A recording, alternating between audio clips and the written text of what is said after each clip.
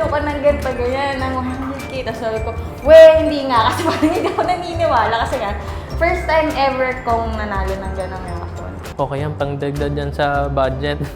Nung hanggang sa nakita ko yung post niyo sa Facebook, tsaka may friends din kami nagsabi na kami daw yung winner. So doon namin nalaman na kami yung winner. Sinulipate namin para marami siyang Raffle marami and more chances of winning. Ako daw yung nanalo sa raffle, tapos sabi ko sa kanya, seryoso ba yan, sir? So hindi ako paniwala kasi never pa talaga ako nanalo ng anything. Sabi niya, you just won 100,000 pesos. Eto ko pala, pili ko, scam ba to? Akala ko scam talaga.